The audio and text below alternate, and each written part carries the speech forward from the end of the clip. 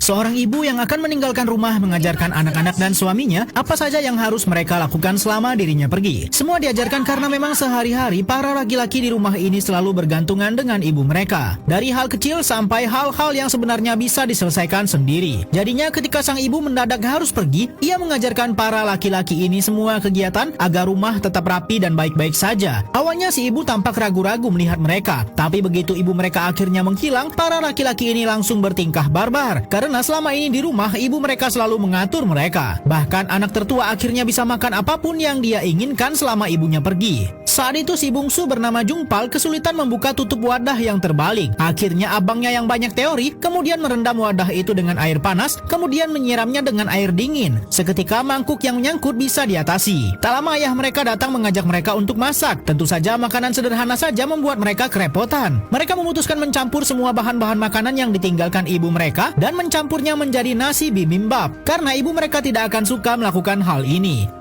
Belum selesai sampai di sini, esok paginya mereka kedinginan dan memeriksa arang di rumah yang terlihat baik-baik saja. Lagi-lagi si anak sulung selalu berteori kemungkinan masalahnya bukan di arang, melainkan dari termos air di rumah mereka yang habis. Dan akhirnya solusinya hanya mengisi ulang air. Ketika mereka akan sarapan ramen, tiba-tiba sang ayah memberi info bahwa toilet mereka mampet. Dan si sulung inilah yang mengatasi masalah tersebut. Sampai malam hari tiba, rumah berantakan akibat ulah para laki-laki ini dan mereka mendapat telepon. Ternyata ibu mereka sudah sampai terminal dan waktu kepulangannya dimajukan. Alhasil anak dan ayah ini ketar-ketir membereskan rumah mereka yang kacau balau selama ibu pergi. Tibalah akhirnya si ibu pulang dan mengecek seluruh rumah yang dalam sekejap sudah dalam keadaan bersih total. Si ibu juga mengecek makanan di kulkas yang ternyata sudah habis tak bersisa. Ibunya juga menanyakan soal arang di rumah, namun semua sudah diatasi dan si suami menenangkan istrinya bahwa tidak perlu kepikiran soal rumah. Tapi bukannya gembira, si ibu terlihat sangat sedih dan meninggalkan mereka. Bahkan ketika di kamar, ketika suaminya mengajak minum-minum, si istri tampak tidak senang. Jungpal kemudian curhat kepada sahabatnya mengapa ibunya tiba-tiba ngambek, padahal ketika pulang rumah bersih seperti yang diinginkan. Sahabat Jungpal langsung tahu permasalahannya. Ketika kakak Jungpal masak mie, tiba-tiba Jungpal datang meletakkan tangan abangnya ke atas panci sampai terbakar. Kemudian berteriak memanggil ibunya yang segera datang membawa kotak obat. Kemudian ketika ayah Jungpal sedang membereskan arang, tiba-tiba Jungpal menjatuhkannya dan memanggil ibunya, dan tentu ibunya langsung datang mengoceh panjang lebar. Jungpal juga mengobrak-abrik lemarinya dan kemudian memanggil ibunya kalau ia tak bisa menemukan celana yang dia cari. Tak lama suasana hati ibu mereka menjadi lebih baik dan si ayah mengajak mereka makan bersama. Ternyata sebelumnya sahabat Jungpal bilang ibunya kecewa karena mereka baik-baik saja selama dirinya tidak ada. Justru ibunya merasa jadi tidak dibutuhkan. Maka dari itu Jungpal melakukan itu semua dan membuat suasana hati ibunya menjadi lebih baik karena